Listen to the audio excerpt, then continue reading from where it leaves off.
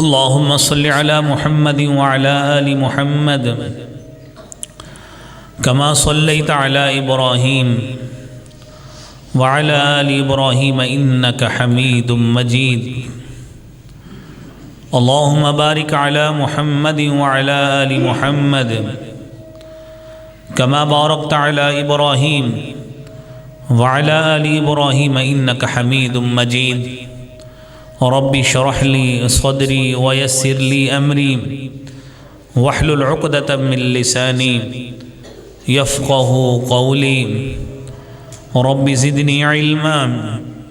سبحانك لا علم لنا إلا ما علمتنا إنك أنت العليم الحكيم أما بعد إن أحسن الكلام كلام الله وأحسن الهدي هدي محمد صلى الله عليه وآله وسلم وشر الأمور محدثاتها وكل محدثة بدعة وكل بدعة ضلالة الضلالة في النار أعوذ بالله السميع العليم من الشيطان الرجيم بسم الله الرحمن الرحيم فكأي من قرية أهلكناها وهي ظالمة فهي خاوية على عروشها وبئر معطلة وقصر مشيد صدق الله العظيم حمد و ثنا تعریف و کبریائی اور بڑائی کے لائق اللہ رب العالمین کی ذات، درود و سلام امام کائنات امام المرسلین شفیع المظلمین رحمت للعالمین جناب محمد الرسول اللہ صلی اللہ علیہ وآلہ وسلم کی ذات اقدس پر۔ حضرات محترم، اللہ رب العالمین نے انسان کو جو شعور عطا فرمایا ہے، جو عقل، فہم اور بصیرت عطا فرمائی ہے، جو اسے ریشنل اپروچ دی ہے، ہر انسان اپنی سوچ اور فکر کو بروئے کار لاتے ہوئے اپنے مالی وسائل کو پورا کرتا ہے اور دنیا کی زندگی میں اپنی جسمانی نشو و نما کے لیے، اپنے خاندان کی نشو و نما کے لیے، ان کی روزی کا اہتمام کرنے کے لیے وہ دن رات محنت کرتا ہے، تگ و دو کرتا ہے، اور یہ مالک الملک کا یہ نظام قدرت ہے کہ بسا اوقات ہمارے سامنے ایسے لوگ بھی ہوتے ہیں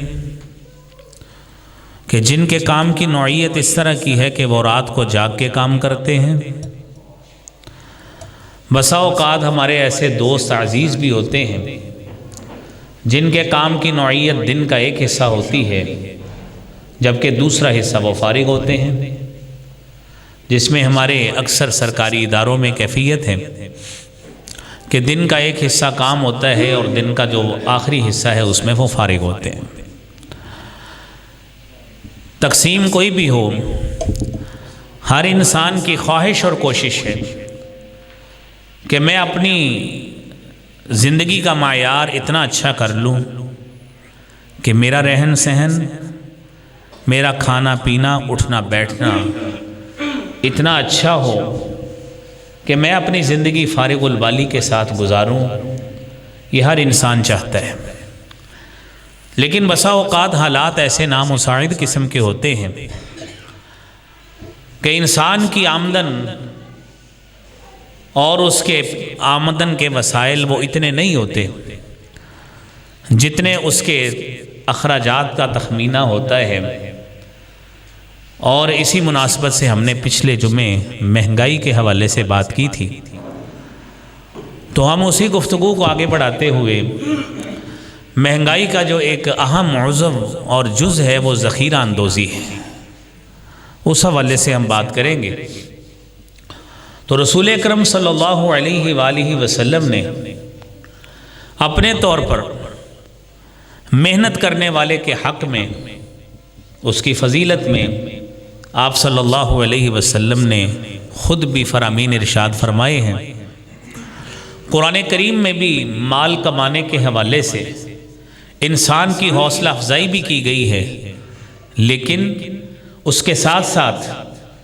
اس شخص کی مذمت بھی بیان کی گئی ہے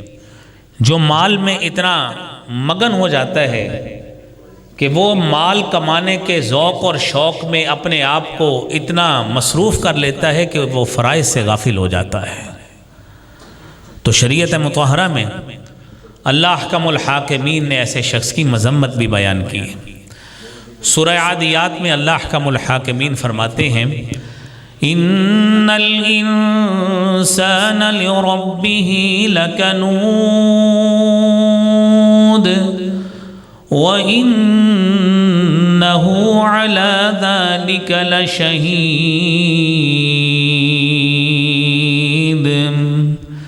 وَإِنَّهُ لِحُبِّ الْخَيْرِ لَشَدِيدٌ۔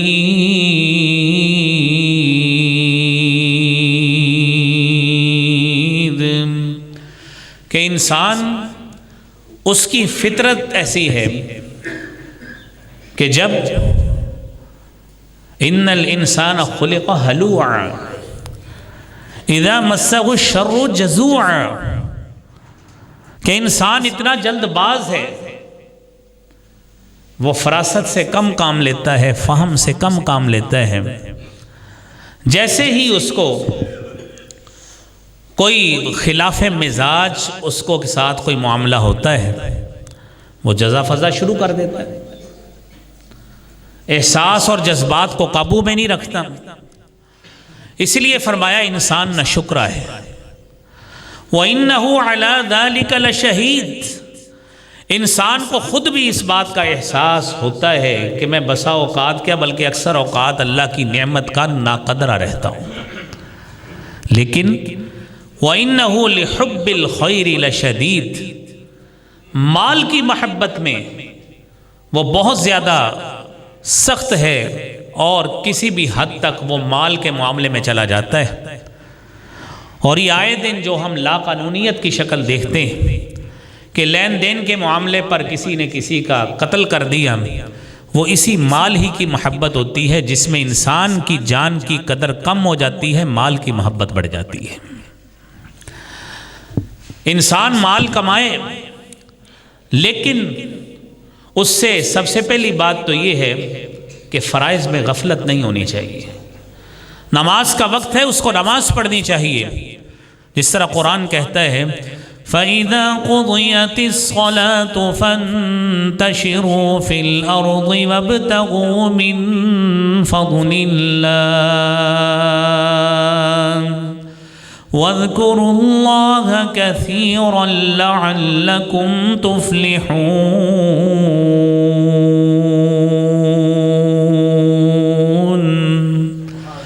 آپ اپنی نمازوں کی پابندی کیجئے، جمعے کی پابندی کیجئے،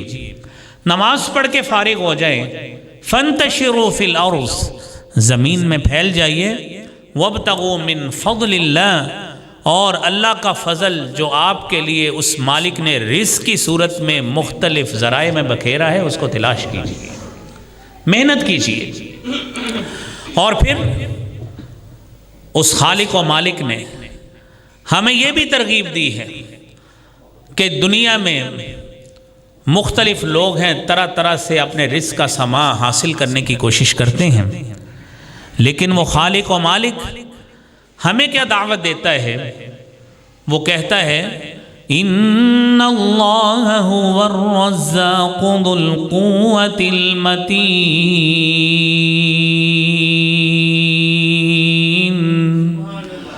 وہ خالق و مالک رزاق اسی کی صفت ہے، رزق وہ دیتا ہے، صرف دنیا کے وسائل پہ قناعت کر کے رب کی رحمت سے نا امید ہو جانا یہ قطعاً مومن کا شیوا نہیں ہوتا۔ اسی لیے فرمایا فابتغوا عند اللہ الرزق واعبدوہ واشکروا لہ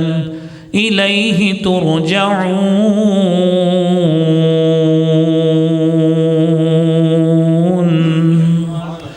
دنیا میں کوئی شخص جو مرضی کام کرتا پھرے، جب اللہ نے آپ کو وسائل دیے ہیں، آپ وسائل کو بروئے کار لا کر رزق کے حصول کے لیے نکل پڑے، تو فابتغوا عند اللہ الرزق، اس رب کے پاس جا کے، اس رب کے آگے منت سماجت کر کے، اس کے آگے ہاتھ پھیلا کر خیر مانگیے، دعا مانگیے۔ فابتغوا عند اللہ الرزق، اسی سے، اس رب سے ہی رزق کی تلاش کیجیے۔ یہ رزق،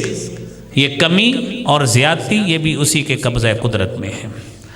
اور پھر میرے بھائیوں، دنیا میں کوئی شخص اگر سوچے کہ دنیا کا مال کمانا تو میرے لیے ویسے ہی منع ہے، قرآن کہتا ہے لا تنس نصیبک من الدنیا، اللہ نے جو دنیا میں آپ کے لیے حصہ مختص کیا ہے اس کو بھولیے مت، اس رزق کی تلاش کے لیے محنت کیجئے، اس رزق کی تلاش کے لیے نکلیے۔ ہمیشہ یہ امید رکھیے کہ میں نے حلال کے لیے محنت کرنی ہے، ناجائز اور انفیر کے لیے محنت نہیں کرنی۔ اس لیے رب العالمین فرماتے ہیں وَمَن جَاهَدَ فَإِنَّمَا يُجَاهِدُ لِنَفْسِهِ إِنَّ اللَّهَ لَغَنِيٌّ عَنِ الْعَالَمِينَ۔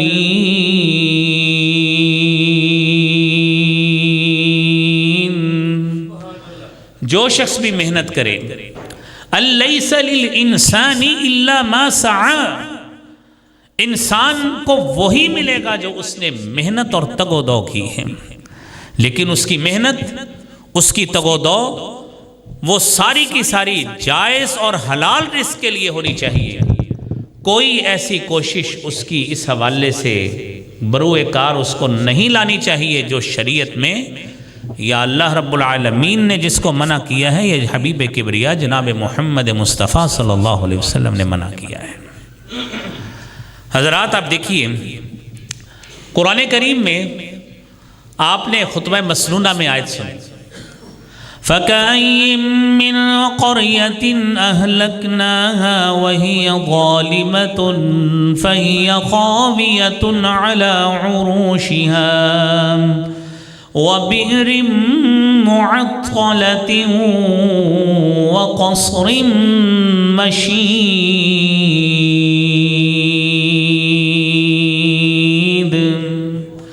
اس خالق و مالک نے، وہ کہتا ہے میں نے کتنی ہی بستیوں کو ہلاک کر ڈالا، وہ ظالم تھی،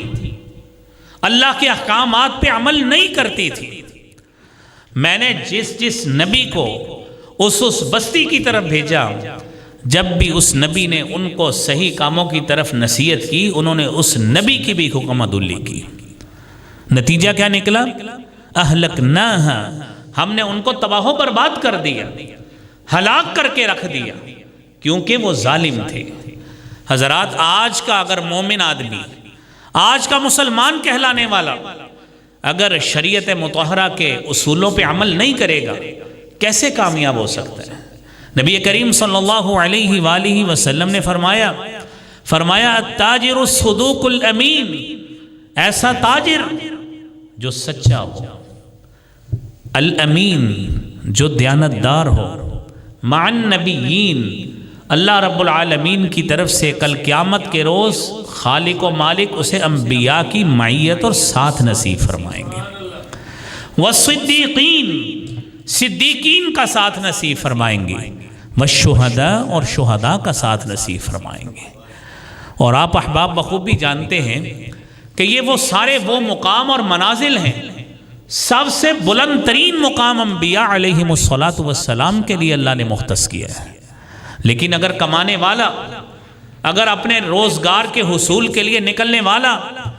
شریعت مطہرہ کے اصولوں پہ عمل کرتا ہے، میرا خالق و مالک ان لوگوں کو ان انبیاء کی صحبت اور معیت عطا فرمائے گا۔ اور آپ تصور کیجئے، قرآن کریم میں بھی اللہ رب العالمین نے اسی انبیاء کی صحبت کو بیان کیا ہے، کیسے ملتی ہیں؟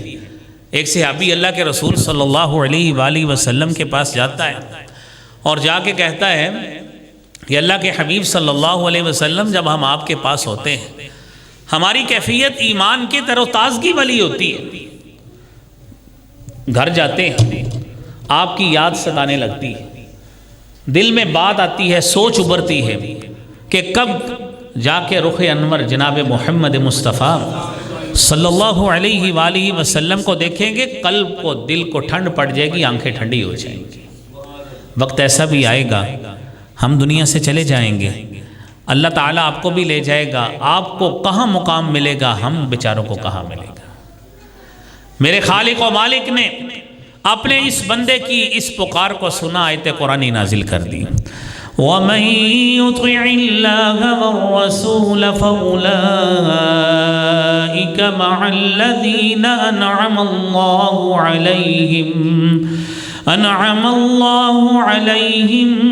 مِنَ النَّبِيِّينَ وَالصِّدِّيقِينَ وَالشُّهَدَاءِ وَالصَّالِحِينَ وَحَسُنَ أُولَئِكَ رَفِيقًا۔ جو بھی شخص اللہ اور رسول صلی اللہ علیہ وآلہ وسلم کی اطاعت کرتا ہے، فَأُولَئِكَ مَعَ الَّذِينَ أَنْعَمَ اللَّهُ عَلَيْهِمْ، اللہ رب العالمین اس شخص کو جو بھی اطاعت کرے گا ان لوگوں کے ساتھ اٹھائے گا جن پہ اللہ نے انعام کیا ہے، اور منعم علیہم شخصیات سب سے زیادہ انبیاء علیہم السلام، انبیاء کا ساتھ ملے گا، صدیقین کا ساتھ ملے گا، شہداء کا ساتھ ملے گا، بلند مقام ہے۔ اللہ کریم ہم سب کو یہ ساتھ نبھانے کی توفیق عطا فرمائے۔ حضرات دیکھیے، یہ ساتھ ملے گا جب وہ تاجر لوگوں کی خیر خواہی کرے گا، لوگوں کی مجبوری سے ناجائز فائدہ نہیں اٹھائے گا۔ سیدنا تمیم داری رضی اللہ تعالیٰ عنہ حدیث بیان کرتے ہیں، صحیح مسلم کی 55 نمبر حدیث ہے، رسالت مآب صلی اللہ علیہ وآلہ وسلم نے فرمایا، الدین النصیحہ، یہ دین خیر خواہی کا نام ہے۔ صحابہ پوچھتے ہیں، لمن ہی یا رسول اللہ، اللہ کے حبیب صلی اللہ علیہ وآلہ وسلم کس کے لیے؟ فرمایا للہ، اللہ کے لیے، ولی کتابی ہی، اس کی کتاب کے لیے، ولی رسولی ہی، اس کے رسول کے لیے، ولی ائمۃ المسلمین، مسلمان ائمہ اور حکمران اور لیڈرز کے لیے، وعامتہم، اور اس دین کی تعلیمات عام لوگوں کے لیے بھی اسی طرح ہی ہے جس طرح اللہ نے کتاب میں نازل فرمائی ہے۔ میرے محترم بھائیوں، رسول اللہ صلی اللہ علیہ وآلہ وسلم نے جب یہ بات فرمائی، صحیح مسلم کی ساتھ ہی 2564 نمبر حدیث بھی موجود ہے، فرمایا المسلم اخو المسلم، مسلمان کا بھائی ہے، لا یظلمہ، وہ اس پہ ظلم نہیں کرتا، ولا یخذلہ، وہ اس کو ذلیل اور رسوا کرنے کی کوشش نہیں کرتا۔ آج میرے بھائیوں دنیا میں آپ کو ایسے شخص بھی ملیں گے جن کی یہ خواہش ہوتی ہے اور وہ اپنی خواہش کو زبان پہ بھی لے آتے ہیں اور کہتے ہیں کہ میں آپ کو وہاں پہ ماروں گا جہاں پہ پانی بھی نہیں ملے گا۔ دنیا میں ایسے بدترین لوگ بھی ہیں جو زبان سے اتنے بڑے کلمات نکالتے ہیں کہ میں آپ سے لین دین کے معاملے میں اتنی سختی کروں گا، حالانکہ میرے بھائیوں وہ حدیث بھول جاتے ہیں جس میں رسول کریم صلی اللہ علیہ وآلہ وسلم نے فرمایا من نفس عن مسلم قربة من قرب الدنیا نفس اللہ عنہ قربة من قرب یوم القیامہ، جو شخص اپنے کسی مسلمان بھائی سے دنیاوی مصیبتوں سے کسی مصیبت کو دور کرنے کی کوشش کرتا ہے، کل قیامت کا روز ہوگا، اللہ کریم قیامت کی مصیبتوں سے اس شخص سے مصیبتوں کو دور کر دیں گے۔ وَمَن يَسَّرَ عَلَى مُعْسِرٍ، اور آج جو شخص مصیبت میں پھنسا ہے، کسی کے پاس روٹی نہیں ہے، کسی کے پاس آٹا نہیں ہے، کسی کے پاس دالیں نہیں ہیں، کسی کے پاس گھی نہیں ہے، کسی کے پاس چینی نہیں ہے، میرے نبی نے فرمایا مَن يَسَّرَ عَلَى مُعْسِرٍ، وہ بندہ قرض کے نیچے دبا ہوا ہے اور اوپر سے اس کے پاس وسائل نہیں ہیں، آپ اس کے لیے سہولت پیدا کریں، اس کے لیے آسانی پیدا کریں۔ میرے نبی فرماتے ہیں مَن يَسَّرَ عَلَى مُعْسِرٍ، جو کسی مصیبت میں پھنسے ہوئے شخص کے لیے آسانی پیدا کرتا ہے، یسرہ اللہ لہ فی یوم القیامہ، کل قیامت کا روز ہوگا، اللہ کریم اس شخص کے لیے بھی قیامت کی مصیبتوں سے آسانی پیدا فرمائیں گے۔ اور فرمایا واللہ فی عون العبد، وہ خالق و مالک اس بندے کی مدد میں شامل حال رہتا ہے۔ ما کان العبد فی عون اخی، جب تک بندہ اپنے کسی بھائی کی مدد میں شامل حال رہتا ہے، میرا خالق و مالک اس بندے کی مدد میں لگا رہتا ہے۔ میرے محترم بھائیوں، نظام ایسا بنانا کہ میرے پاس غلہ موجود، غلے کی کوئی بھی صورت ہو، وہ آٹا بھی ہو سکتا ہے، وہ چینی بھی ہو سکتی ہے، وہ دال بھی ہو سکتی ہے، وہ گھی بھی ہو سکتا ہے، وہ گرین مارکیٹ کی کوئی بھی چیز ہو سکتی ہے، وہ استعمال کرنے والا پیٹرول، آئل اور ڈیزل بھی ہو سکتا ہے۔ میرے نبی نے فرمایا، مسند احمد کی حدیث ہے 8616 نمبر، فرمایا من احتکر حقرۃ یرید ان یغلی بها علی المسلمین، جو شخص سٹاک کرتا ہے، ہولڈنگ سسٹم کا حصہ بنتا ہے، مارکیٹ میں سامان کو روک کر رکھتا ہے اس سوچ کے ساتھ کہ مال کی قیمت بڑھے گی تو میں بیچوں گا، لوگ ذلیل اور رسوا ہو رہے ہیں مال کی تلاش میں، لیکن اس نے اپنا مال روک کر رکھا ہے کہ میں اپنی مرضی کے دام لے کر اس کو فروخت کروں گا۔ میرے نبی نے فرمایا یرید ان یغلی بها علی المسلمین، لوگوں کے ساتھ گرانی چاہتا ہے، قیمتوں کا آگے چڑھاؤ چاہتا ہے، مصیبت سے، مشقت سے فائدہ اٹھاتے ہوئے، مجبوری سے فائدہ اٹھاتے ہوئے، فرمایا وَهُوَ خَاطِئٌ، وہ بہت بڑا خطا کار ہے، غلطی پر ہے، اس کو یہ غلطی سدھارنی چاہیے۔ اور دوسری حدیث نبی نے فرمایا من احتکر فہو خاطئ، جو شخص بھی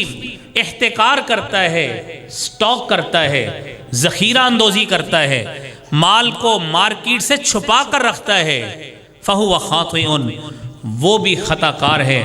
اور تیسری حدیث سیدنا عمر فاروق رضی اللہ تعالی عنہ بیان کرتے ہیں، سنن ابن ماجہ کی 2155 نمبر حدیث ہے، فرمایا من احتکر علی المسلمین طعامہم ضربہ اللہ بالجذام والافلاس، جو شخص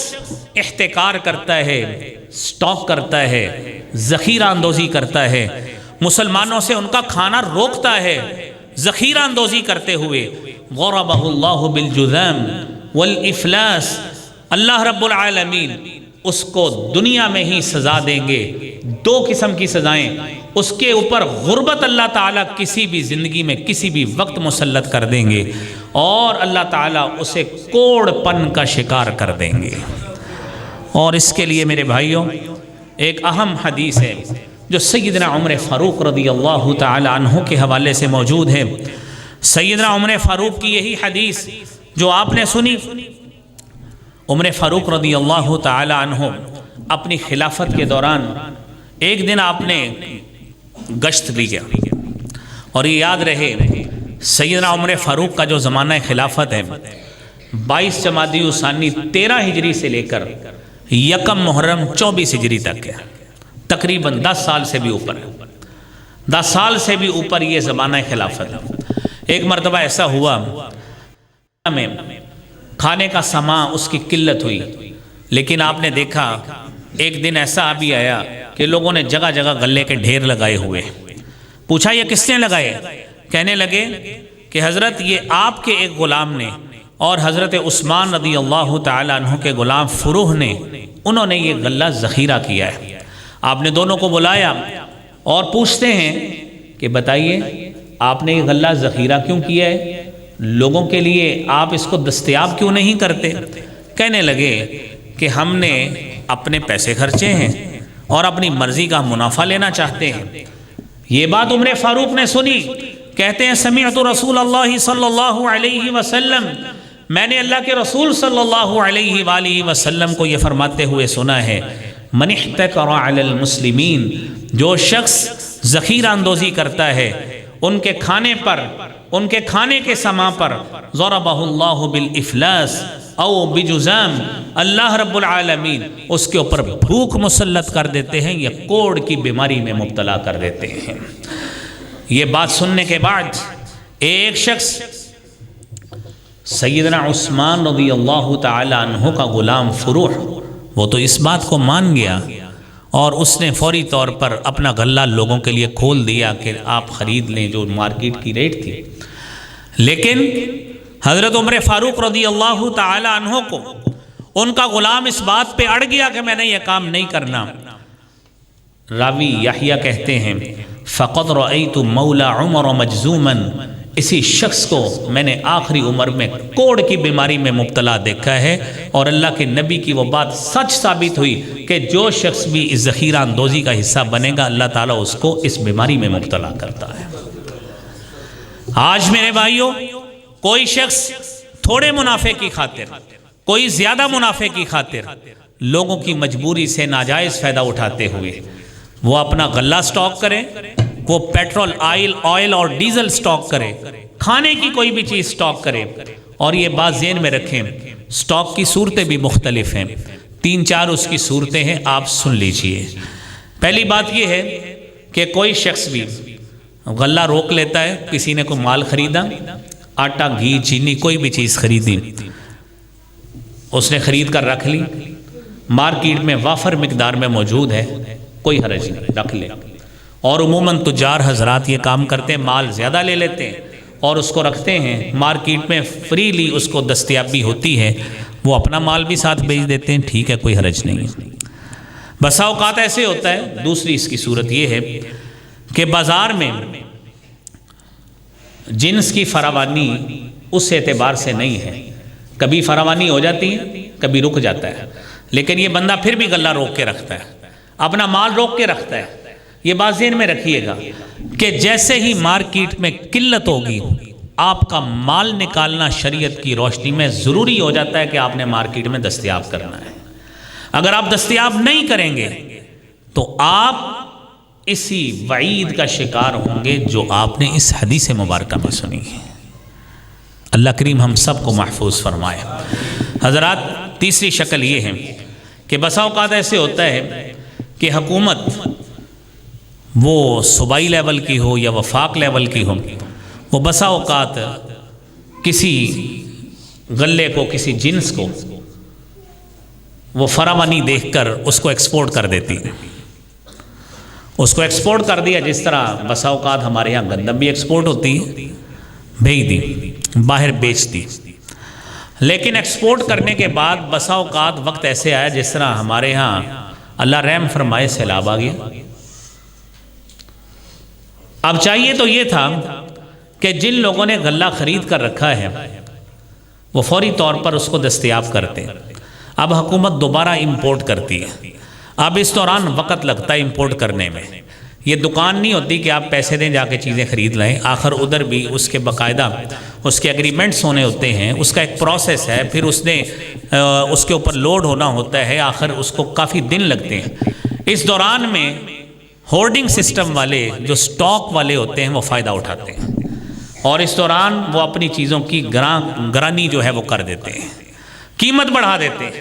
یہ بھی صورت انتہائی ناجائز ہے کیونکہ اس شخص نے بھی مال کی ایبسنس میں، مال کی عدم موجودگی میں اپنا ریٹ بڑھایا ہے. یہ بھی شکل ہے. اور میرے بھائیوں بسا اوقات اگلی صورت یہ ہے کہ کچھ لوگ سٹاکسٹ ایسے بھی ہوتے ہیں کہ وہ بجٹ کی آڑ میں اپنی چیزیں روک لیتے ہیں.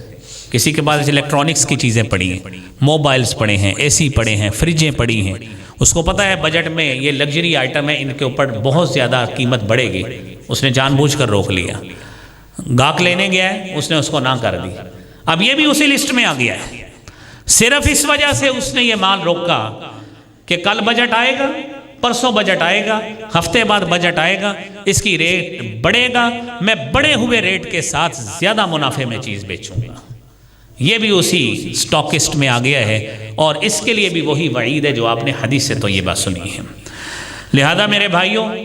کوئی بھی ایسی صورت ہو جس سے مارکیٹ میں قلت کا جب خدشہ ہوتا ہے اس کو روکنا میرے بھائیوں شریعت کی روشنی میں ناجائز ہے. اور ایک جدید صورت لوگوں نے نکالی کہ آپ مارکیٹ میں موجود ہیں، بیٹھے ہیں، آپ کسی ایک جنس کا، کسی ایک آئٹم کا بلک میں آرڈر دے دیں اور ساتھ شرط لگا دیں کہ یہ مال پورے شہر میں آپ نے کسی کو نہیں دینا. یہ مال پورے شہر میں کسی کو نہیں دینا، یہ ہیلا سازی دیکھیے۔ اور لوگ پھر مسئلہ پوچھتے ہیں یہ مال کا اسٹاکسٹ صرف میں ہوں، پورے شہر میں کوئی نہیں، اب مال موجود ہی نہیں ہے کیسے دیں؟ ڈیمانڈ ہے اور آپ نے جان بوجھ کر پیچھے روکا ہوا ہے کہ ابھی ٹھہریں، ریٹ بڑھنے دیں، میں نے بکنگ آپ سے 100 میں کرائی ہے، اس کا ذرا مارکیٹ میں 150 ڈیمانڈ ہو جائے، پھر میرا مال سٹاک سارا بھیجنا تاکہ میں زیادہ داموں وصول کروں۔ یہ ہیلا سازی ہے، یہ بھی ناجائز ہے۔ تو یہ تمام کی تمام میرے بھائیوں سٹاک کی صورتیں جو ہیں شریعت مطہرہ میں یہ ناجائز ہیں، اور ہماری شریعت میرے بھائیوں ایسی شریعت ہے کہ جس کے بارے میں یہ فرمایا گیا ہے لیلھا کنہاریھا، اس کے راتوں کی تعلیمات بھی ویسے ہی روشن ہے جس طرح دن کی تعلیمات روشن ہے، لہذا کوئی ہیلا سازی شریعت مطہرہ کی روشنی میں یہ جائز نہیں ہے۔ اور میرے بھائیوں وہ شخص جو مارکیٹ میں قلت ہو یا کچھ بھی ہو، فراوانی بھی ہو، وہ اس کے باوجود وہ سوچتا ہے میں مارکیٹ میں مال لے کر آؤں گا۔ سنن ابن ماجہ کی 2153 نمبر حدیث ہے، میرے نبی کریم صلی اللہ علیہ وآلہ وسلم نے فرمایا الجالب مرزوق والمحتکر ملعون، ایسا شخص جو جالب ہے، جو مارکیٹ میں سامان اپنا لے کے آتا ہے، بیچنے کے لیے سامان کو پیش کرتا ہے، مرزوق، اللہ کی طرف سے اس کے مال میں برکت پڑتی ہے، اللہ فراوانی والا رزق عطا فرماتے ہیں۔ والمحتکر ملعون، اور اس کے برعکس وہ شخص جو احتکار کرتا ہے، جو ذخیرہ اندوزی کرتا ہے، جو اپنے سامان کو مارکیٹ میں آنے سے روکتا ہے، وہ میرے بھائیوں وہ ملعون ہے، اس پر نبی کریم صلی اللہ علیہ وسلم نے لعنت فرمائی ہے۔ اللہ کریم ہمیں اس لعنت سے محفوظ فرمائے۔ اور میرے بھائیوں یہاں پہ بڑی اہم بات ہے کہ گراں فروشی کی ایک بڑی اہم صورت یہ ہے کہ اپنی مرضی کا قیمت کا تعین کروا دینا، اور یہاں پر یہ بات انتہائی اہمیت کی حامل ہے، اور اس کو سمجھیے بھی۔ نبی کریم صلی اللہ علیہ وآلہ وسلم کے عہد میں جامع ترمذی کی 1314 نمبر حدیث ہے، صحابی بیان کرتے ہیں غلی السعر علی عہد رسول اللہ صلی اللہ علیہ وآلہ وسلم، نبی کریم صلی اللہ علیہ وآلہ وسلم کے عہد میں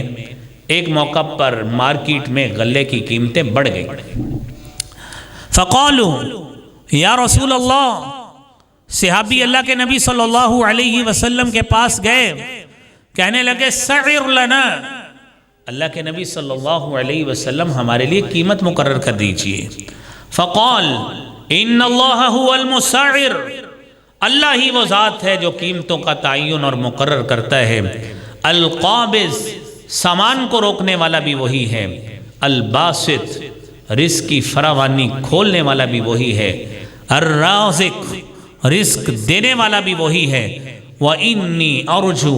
أَنْ أَلْقَى رَبِّي وَلَيْسَ أَحَدٌ مِّنْكُمْ يَطْلُبُنِي بِمَظْلَمَةٍ فِي دَمٍ وَلَا مَالٍ، میں نہیں چاہتا کہ میں کل کلا جب اللہ کے پاس پہنچوں تو میں اس کیفیت میں ملوں کہ میرے اوپر کوئی شخص مال کا یا خون کا دعویٰ کرتے پھرے کہ اس نبی نے میرا نعوذ باللہ حق مروایا تھا۔ بات کیا سمجھ آئی؟ علامہ ابن قدامہ مقدسی حنبلی رحمت اللہ علیہ اس کی وضاحت یوں کرتے ہیں، اور وہ میں آج کے حساب سے وضاحت کرتا ہوں۔ ہمارے ہاں مارکیٹ کمیٹی موجود ہوتی ہے، مارکیٹ کمیٹی فروٹس کا بھی، سبزیوں کا بھی، اور جو روزمرہ کی اجناس ہیں اس کی بھی ریٹ لسٹ اویزاں کرتی ہے۔ اب اس کے بعد وہ یہ سارا کام کر کے شاید اپنے آپ کو بری الذمہ سمجھتی ہیں، ریٹ طے کر لیا، آپ نے ریٹ مارکیٹ کمیٹی نے مقرر کر کے روزانہ چکن والے مٹن والے کے پاس لسٹیں لگا دی، آپ خود تصور کریں کون اس قیمت پہ دیتا ہے؟ کوئی بھی نہیں دیتا۔ سب سے بڑی قباحت کہ دکاندار اگر اس ریٹ پر اشیاء فروخت کرے گا، آپ جس علاقے میں بیٹھے ہیں، جس کالونی میں آپ موجود ہیں، آپ مختلف سٹورز پہ، میگا سٹورز پہ، مارٹس پہ جائیں، وہاں پہ ایک کاؤنٹر صرف بنا ہے جس پہ ڈی سی ریٹ لکھا ہے، اور وہ جو ڈی سی ریٹ لکھا ہے وہاں پہ آٹا آپ کو وہ ملے گا جس کی روٹی پوری، وہ آٹا گوندا بھی نہیں جاتا۔ دال اور چاول وہ ملیں گے جو گلتے ہی نہیں ہیں، ردی قسم کی چیزیں ملیں گی۔ اور وہی آٹا یہ جو ٹرکس بیچتے ہیں نا جگہ جگہ پہ ٹرک لگا کے لائنیں لگا کے، وہی آٹا یہاں پہ بھی بکتا ہے۔ آپ نے چیزیں تو مقرر کر دی، اس کی کوالٹی کو مینٹین کس نے کرنا ہے؟ وہ مارکیٹ کمیٹی کے لوگ، وہ رشوت لیتے ہیں، بددیانتی ہوتی ہے، وہ اور کیا کریں گے؟ خالص اور ردی چیز کی بجائے مک مکا کے گوشت بھی سب سٹینڈرڈ بیچیں گے، اجناس بھی سب سٹینڈرڈ بیچیں گے، اور سب کا سب عوام الناس میری اور آپ کی صحت کے ساتھ کھیلا جا رہا ہوتا ہے۔ یہ جو فکس کی گئی چیزیں ہوتی ہیں وہ یہ ہوتی ہیں، آپ نے فکس کیا ہے، اس کے اوپر پیرا دیں، اپنے لوگوں کو متعین کریں، جو رشوت قبول کرنے والے نہ ہوں، معیار کو پورا کروائیں۔ میرے بھائیوں، اگر وہی کام کرنا ہے جو سابقہ امتیں کرتی رہیں، جس طرح پچھلے جمعے بھی میں نے بیان کیا کہ حضرت شعیب علیہ السلام نے اپنی قوم سے مخاطب ہو کے کہا وَلَا تَنْقُصُوا الْمِكْيَالَ وَالْمِيزَانَ إِنِّي أَرَاكُمْ بِخَيْرٍ وَإِنِّي أَخَافُ عَلَيْكُمْ عَذَابَ يَوْمٍ مُحِيطٍ۔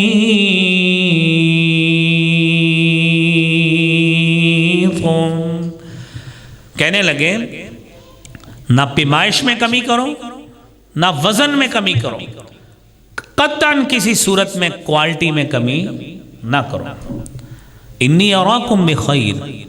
مجھے تم بھلے لوگ معلوم ہوتے ہو، لیکن تمہاری حرکتیں ایسی ہیں، انی اخاف علیکم عذاب یوم محیط، تم نے یہ عمل نہ چھوڑا، اخاف علیکم عذاب یوم محیط، مجھے ڈر ہے کہ تمہیں ایسا عذاب آ کے گھیر لے گا جس سے تم پھر نکل نہیں سکتے۔ وہ آگے سے کیا کہنے لگے؟ قالوا یا شعیب وصلاتك تأمرك ان نترك ما يعبد آباؤنا او ان نفعل في اموالنا ما نشاء انك لأنت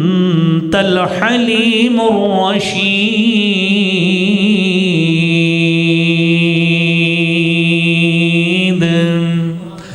کہنے لگے اے شعیب، تیری نماز یہ حکم دیتی ہے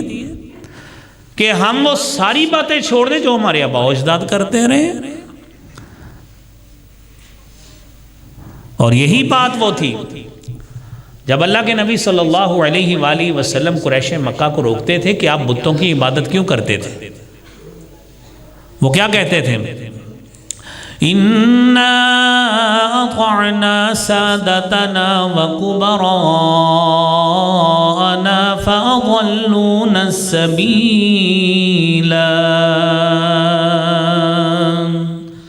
قیامت کے روز رب کو کہیں گے اللہ بڑوں کی باتیں ہم مانتے رہے، دنیا میں نبی کو چیلنج کرتے رہے کہ ہم تو ایسے ہی امیر ہوتے ہیں، ہمارے اجداد یہی کچھ کرتے رہے، ہمارا باپ بھی یہی کرتا رہا ہے، ہمارے دادے بھی یہی کرتے رہے، ہم تو ایسے ہی پیسہ کماتے ہیں۔ اپنی نماز روزے سے اے شعیب تعلق رکھو، ہم نے یہی کام کرنا ہے۔ تو میرے محترم بھائیوں، کام یہ ہے کہ جب حکومت کوئی ریٹ متعین کرتی ہے تو اس کے اوپر اس کی ویجیلنس کرنا بھی یہ حکومت کی ذمہ داری ہے۔ بصورت دیگر آپ کے محکموں کے لوگ ڈیلر سے ملیں گے، یوٹیلیٹی سٹور کے عملے سے ملیں گے، مارٹس کے لوگوں سے ملیں گے، اور مہنگے داموں چیزیں بکیں گی، عوام الناس کی مجبوری سے فائدہ اٹھایا جائے گا۔ جب یہ پیرا نہیں نہ دے گی، کیونکہ ریاست کا یہ اصول ہوتا ہے، اس کا یہ کام ہوتا ہے کہ وہ ویجیلنس کمیٹی بنائے، یہ مارکیٹ کمیٹیز کا کام یہی ہے، لیکن جو چیزیں ہیں وہ آپ کے سامنے ہیں، اس کے مطابق کون گوشت بیچتا ہے، کون دیگر اجناس اور پھل بیچتا ہے۔ لہذا میرے بھائیوں، نیل الاوطار میں امام شوکانی رحمت اللہ علیہ انہوں نے بھی اس حوالے سے بحث کی ہے، خیر وہ بات لمبی ہو جائے گی۔ بات وہی ہے جو بات کر لی ہے کہ اس کی تمام صورتیں سوائے ایک صورت کے جب مارکیٹ میں چیز دستیاب وافر مقدار میں وہاں پہ آپ وہ چیز رکھ سکتے ہیں بصورت دیگر۔ مارکیٹ میں کمی ہے چیز کی، عوام الناس کی اپروچ سے باہر ہے، کوئی بھی چیز ایسی ہے فوری طور پر آپ کا مال عوام الناس کے لیے دستیاب ہونا چاہیے، یہی شریعت کی گنجائش ہے اور شریعت نے آپ کو یہی اجازت دی ہے۔ اللہ کریم ہم سب کو جائز اور حلال ذرائع سے مال حاصل کرنے اور اسی کے مطابق کمائی کرنے کی توفیق عطا فرمائے۔ وآخر دعوانا الحمدللہ رب العالمین۔